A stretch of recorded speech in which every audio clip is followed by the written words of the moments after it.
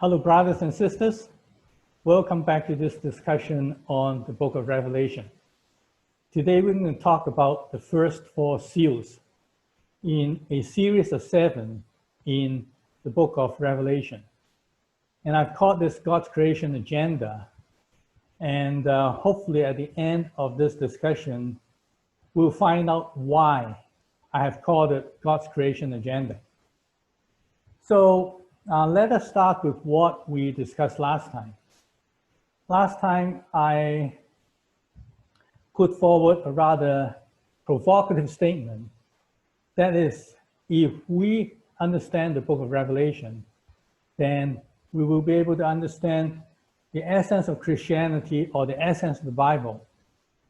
That is, Revelation captures the salient points of the Bible and consequently of Christianity.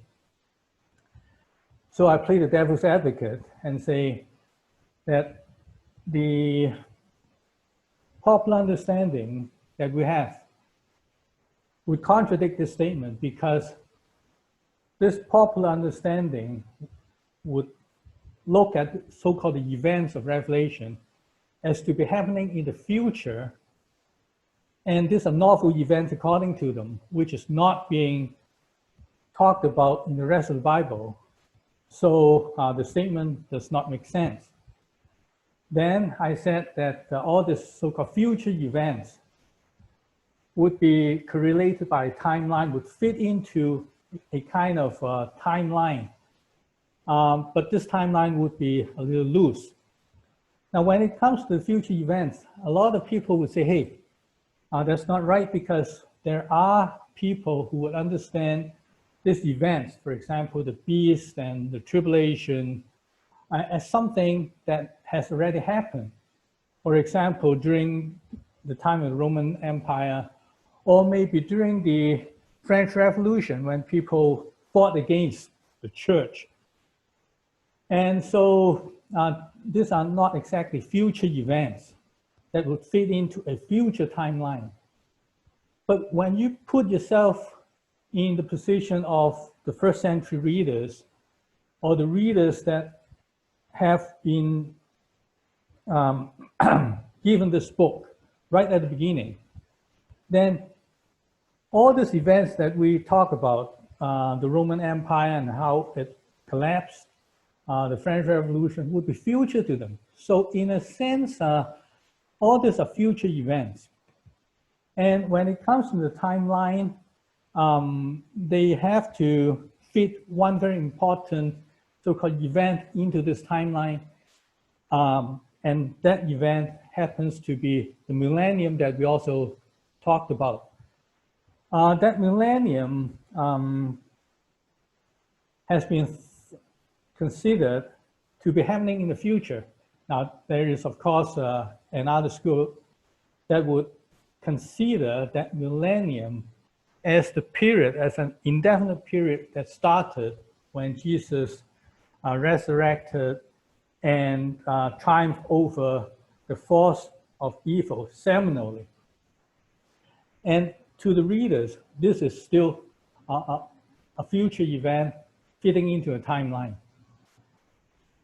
Nevertheless, the important thing is that they see all these events will be brought to fulfillment by an angry God.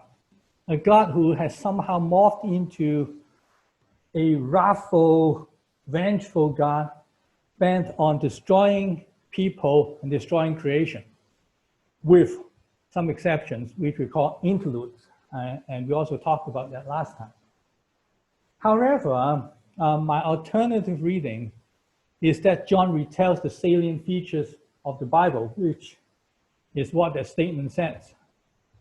And using this approach, or through this understanding, we recover the wonderful God in the Bible.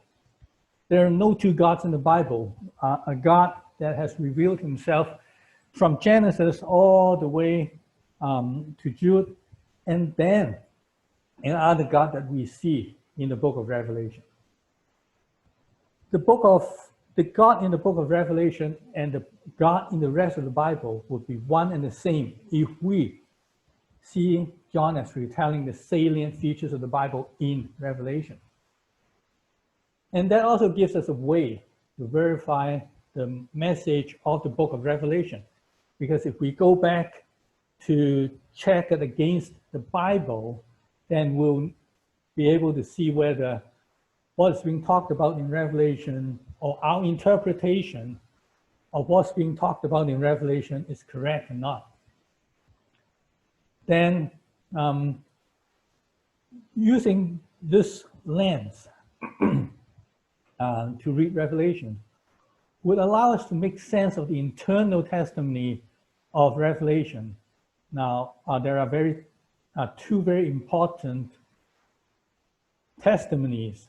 First is a warning against tampering with the message of Revelation. And as I mentioned last time, this warning only makes sense if we interpret it as a warning against tampering, altering the salient facts of Christianity, which is going to lead you to salvation and which is going to lead the cosmos to salvation. Otherwise, God would be asking us to play Russian roulette if all these things pertain to something that we don't know about and which is symbolized in Revelation. We're trying to match some rather esoteric symbols to something that we don't know. And it is that we are playing with probability, and if we guess it incorrectly, then we lose everything. We lose our lives. The other thing is that about Jesus' centeredness, this book, Revelation, is not just a book called Revelation. It is the revelation of Jesus Christ and nobody else. And with that emphasis, and with our understanding that John retells the salient features of the Bible, then everything can be related to this Jesus, and I will show you in future discussions. Now,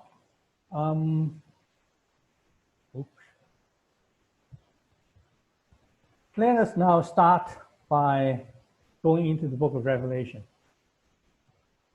Revelation chapters 1 to 3 are the introduction. And then the main letter of Revelation, which every church has to read, would go from chapter 4 all the way to the end. And the backbone of this main letter for every church is given by 7 seals, 7 trumpets, and 7 bowls. And today we're going to talk about the heavenly worship scenes, which are given in chapters 4 and 5, and that leads up to the 7 seals. We're not going to talk about all the 7 seals, but just the first 4 seals, which would set the foundation for a lot of things. So let us take a brief look at chapters 1 to 3. In chapter 1, John met Jesus, and John is commissioned to write to 7 representative churches. And John was given a glimpse of a very interesting Jesus with flaming eyes, with white hair. It is not the human Jesus that is being symbolized here. It's a Jesus who has come out victoriously and who has overcome death. And life is forever in him. And he has told John that he is the Alpha and the Omega, the first and the last. And he has resurrected and he has overcome death, and life is in him forever. You can go to all the symbols in the first chapter of Revelation and see how wonderful this Jesus is. So I'm not going to spend time on this introduction. Then there is another set of introductions given to the 7 churches which are to receive this letter to follow. The 7 churches are all in modern-day Turkey. And history has, well, the history of the churches have been buried, and we don't know much about the happenings in the churches except through this very brief description of the 7 churches, the difficulties they face, the triumph and tribulations they go through in these 2 chapters. And we are not going to gain a lot through digging into the history of these churches because the history is basically lost. So we will go straight to the letter that every church has to receive. So let us go to chapters 4 and 5. In chapter 4, you see that John was being asked to go up to heaven. And there he saw somebody on a white throne. And then 4 living creatures. Now we don't yet know what these 4 living creatures are. 4 living creatures and 24 elders again. The identity of these 24 elders is not revealed yet. These 4 living creatures and these 24 elders are praising God for his creation.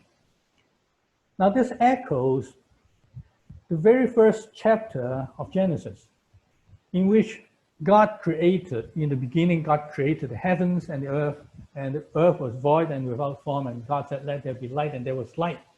And God saw that the light was good, and that was the evening and morning in one day.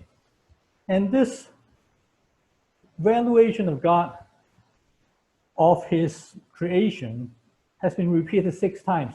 Let there be something, there was something, and God saw that something was good, okay? And so this was good, good, good, good, good. Now, at the end of the 6th day, when all these things are put together, God saw that it was very good. So let me ask you a question.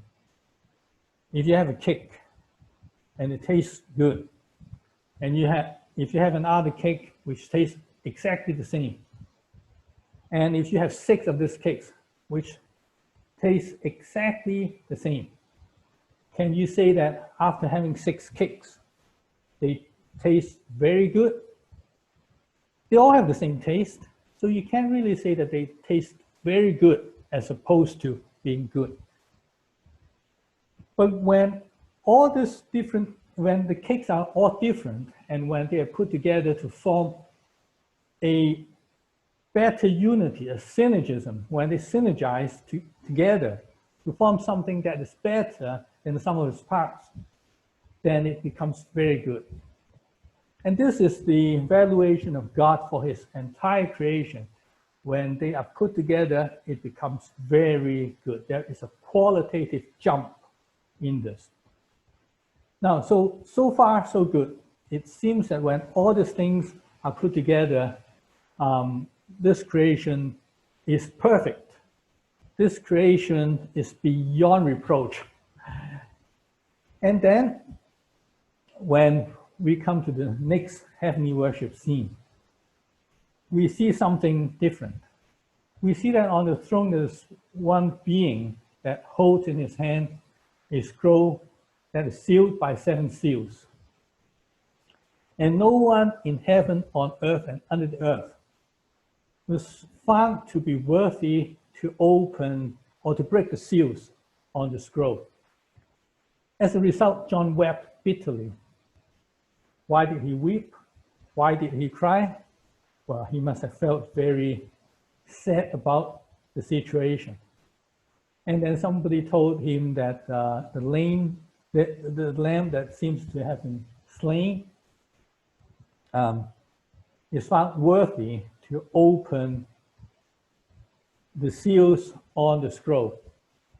And so the Lamb took the scroll from the hand of the one sitting on the throne. And then suddenly, all creation praises God for his redemption, for the Lamb's redemption. Why? Now, you see that the emphasis in these two chapters are different.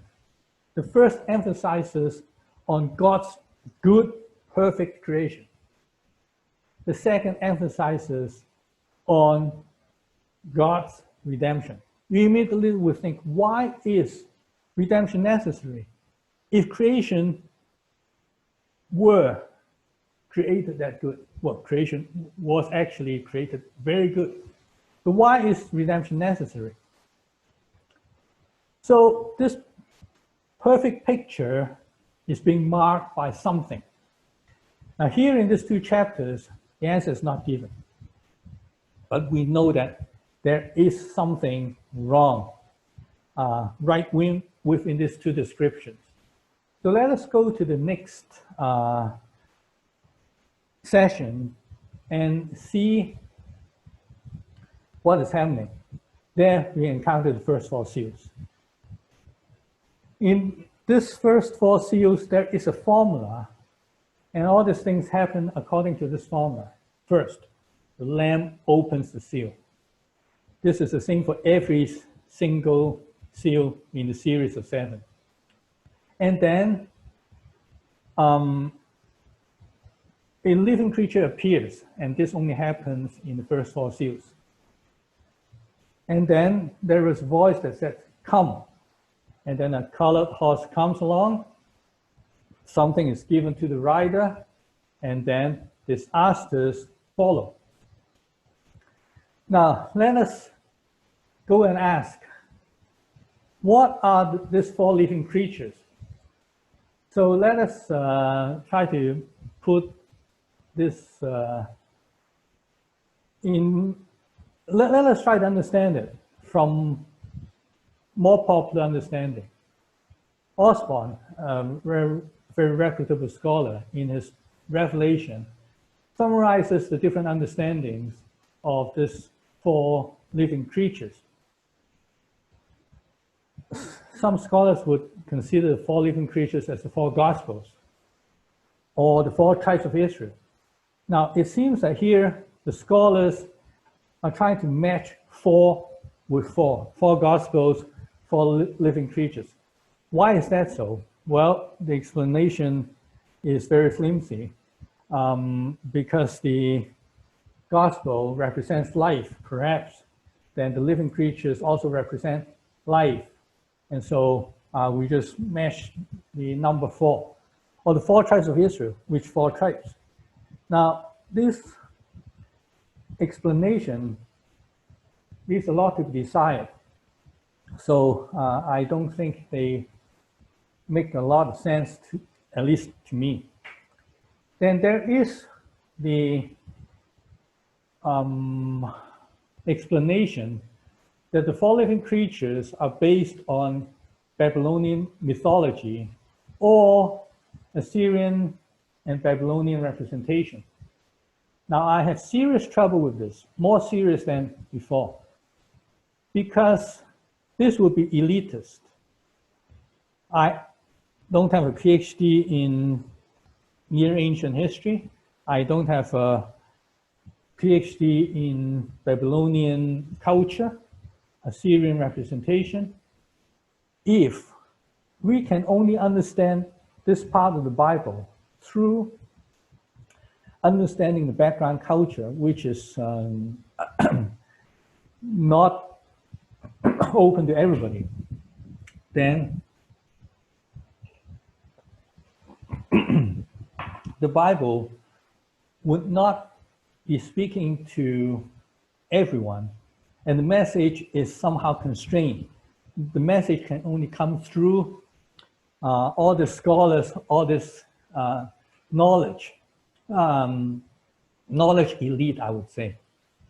And that doesn't seem to be what Revelation would do, or God would do in the last book of his communication to mankind.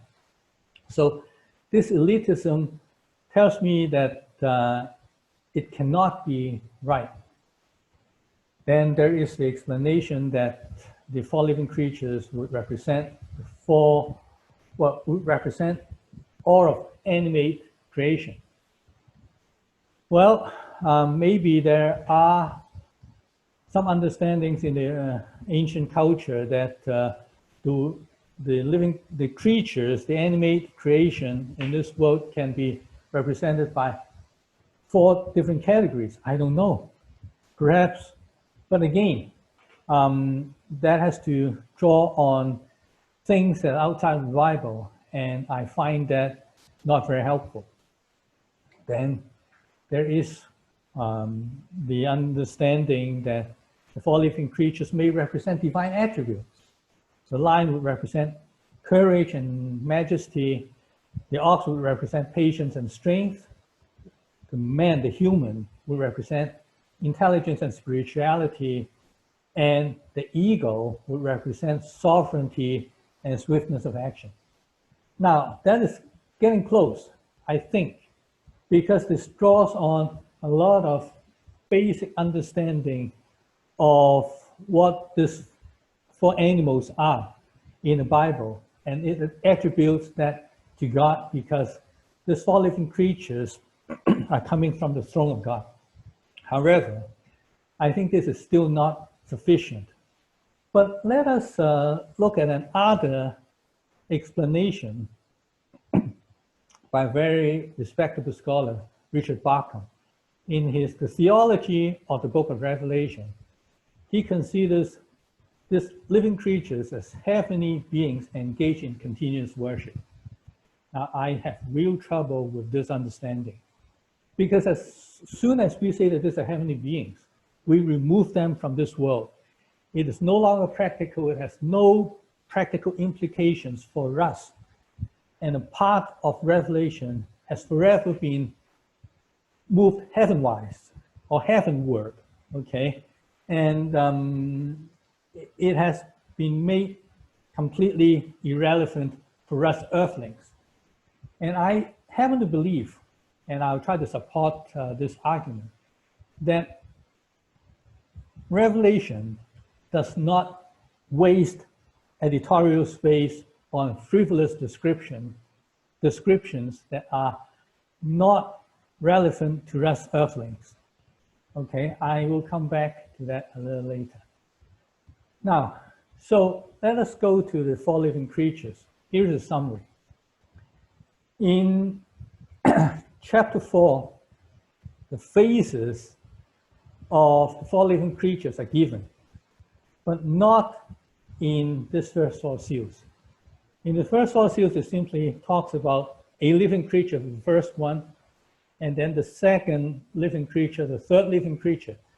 But these living creatures are indexed in the first, in our encounter, our first encounter with them in chapter 4. The first living creature is the lion, the second is the ox, the third is the human, the fourth is the flying eagle. And when the voice comes, which says, "Come," okay, a white horse will appear, and then the rider on the horse is given a bow and a crown, and thereafter there is repeated conquering.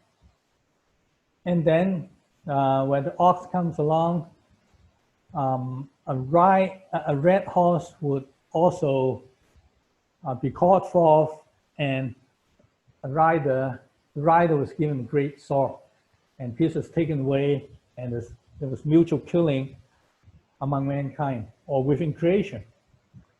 And then there is the human, and when the voice says, "Come," a black horse appears, and a pair of scales is given to this black horse. Scarcity of daily necessities resulted.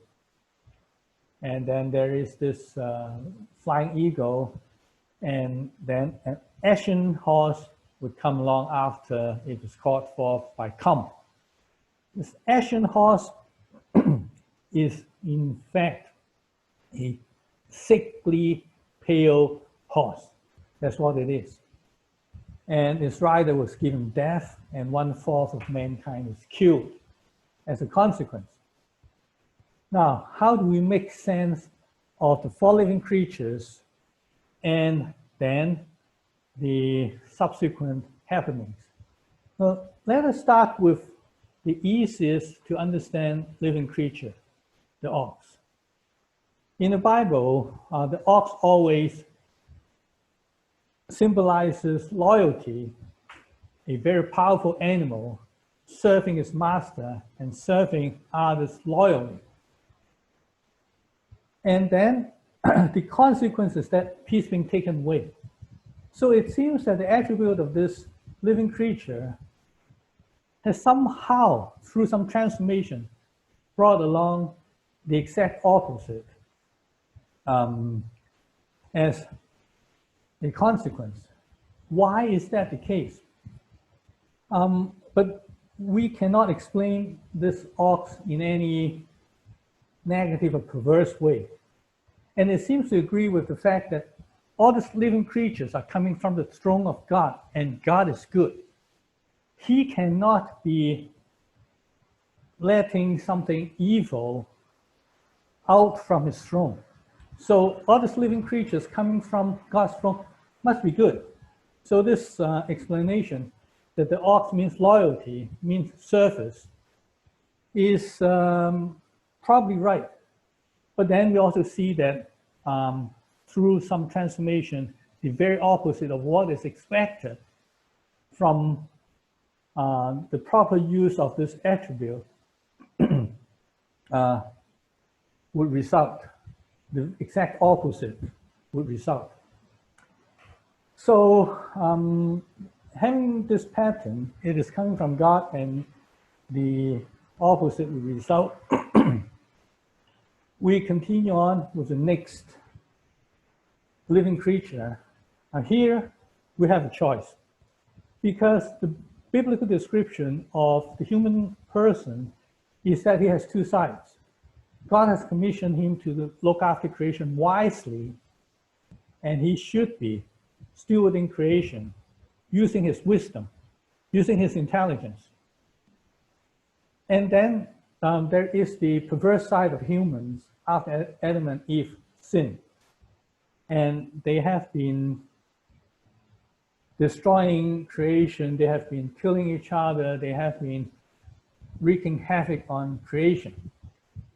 And that seems to be the side that is leading to scarcity of daily necessity. But as far as the 4 living creatures are concerned, what should we choose? In line with what we've seen in the second living creature, namely the ox, we think, or I think, we have to choose that positive aspect of the human person, because this living creature is also coming from the good God, so he must be good. The perversion comes later, and that will have to be explained later on. So we see that humans are supposed to be stewarding creation wisely. Let us then try to unlock the mystery of the lion. The lion in the Bible has 2 aspects. One is that it is majestic. It is respected by all creatures in the jungle, all creatures in the wild. However, there's the cruel, destructive side of the lion, which devours, which would destroy. Now, which side should we choose? The consequence is that there is conquering by this white horse. And there is also repeated conquering. Now, when you come to think about it, just remember that majesty does not need coercion. If you are majestic, then all the other creatures would give you due respect. If you have lost your majesty, how would you then recover the loyalty? It seems that in that case, you look for a very poor substitute. You have to conquer. You have to use violence. You have to grab the creature by its throat and say, if you don't give me due respect, I'm going to bite off your head or whatever. It is the threat of violence and the actual use of violence that is being brought in to restore some semblance of majesty. But again, when this is no longer done, then the other creatures would not respect this majestic animal. And in the end, history will have to repeat itself. Violence will have to repeat itself again and again. And so if we have this understanding, then again, because this lion is coming from the throne of God, we have to take that the lion is majestic. It is, again, through some perversion or the loss of majesty that eventually would require violence to set things right in. It actually is not setting things right, to give us a semblance of what it should be, but it's not the real thing, okay? And so let us then go to the final living creature, the flying eagle. Now, again, the eagle represents vitality. But there is another aspect of the eagle which is not the opposite of this positive side of vitality. It is that the eagle would renew its feather, would renew itself continually. The question then is, do we have to choose between the vitality of the eagle and the continued renewal that is characteristic of the eagle? Now, if we look at the pattern, we believe that it is coming from, the eagle is coming, the flying eagle, the soaring eagle is coming from the throne of God, so it is good. But both the vitality and the renewal are good. So do we really have to choose between these two positive aspects? If we consider the consequence should be the opposite of this attribute, then the choice is easy. The consequence is death. And it's death for a lot of people, it's death for creation. Death is the termination of renewal. And so if we say that this flying eagle represents continued renewal, then we complete the picture and everything makes sense. This renewal is exactly the opposite of death, okay? And so if we have this entire picture in front of us, what can we make of it? Then we have to go and find out what these four living creatures represent. Are they four heavenly beings worshiping God in continually?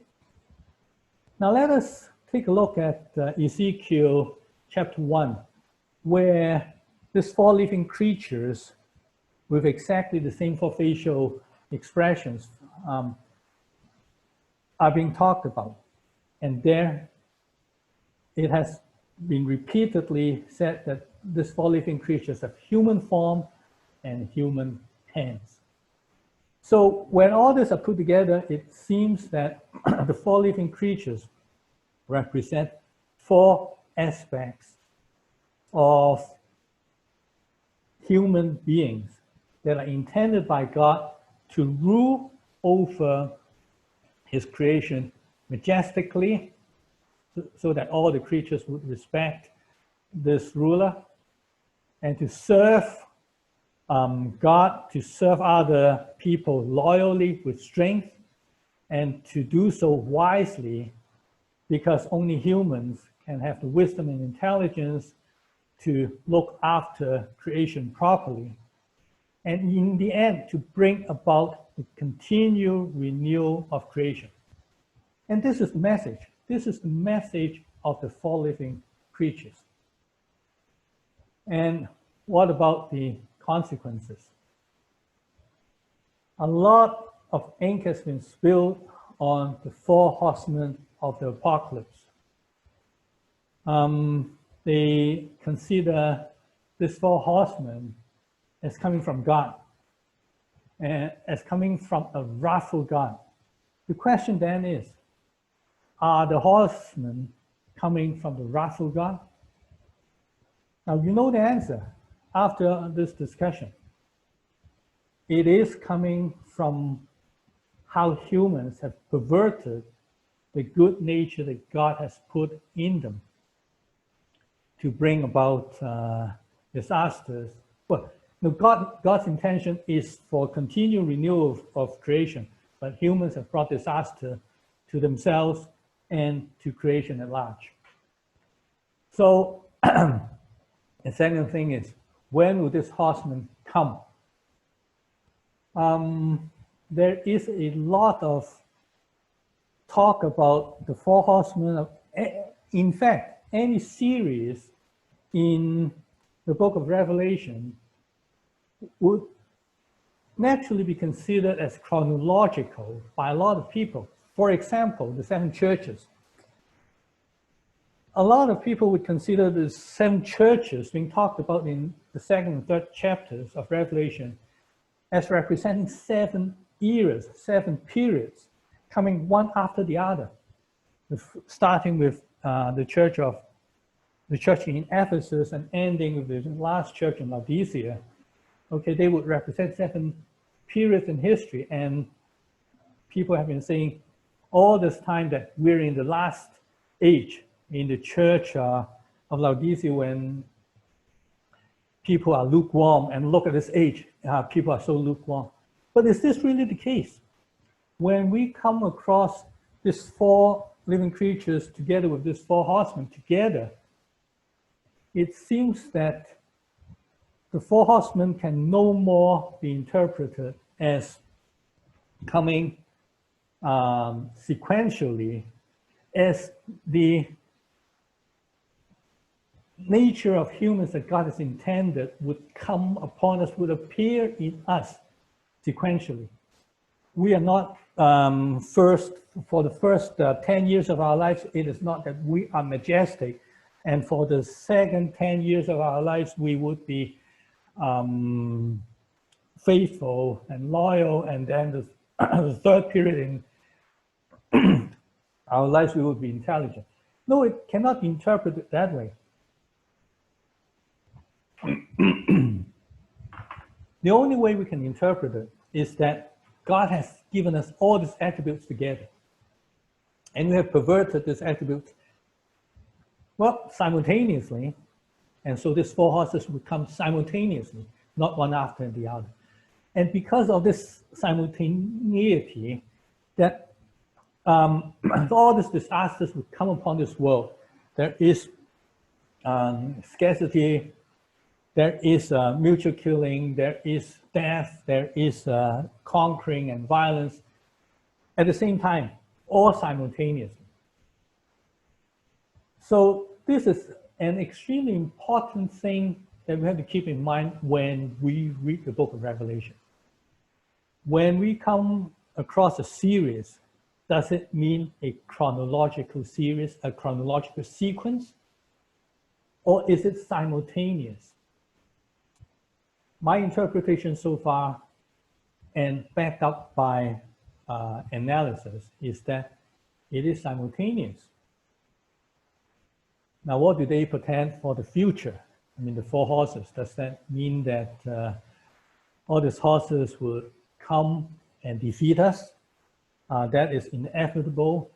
Or are we on our way to subduing or defeating these 4 horses? That will come in the future as we go through Revelation. Now, okay, so let us be a little practical. Is the created order sustainable?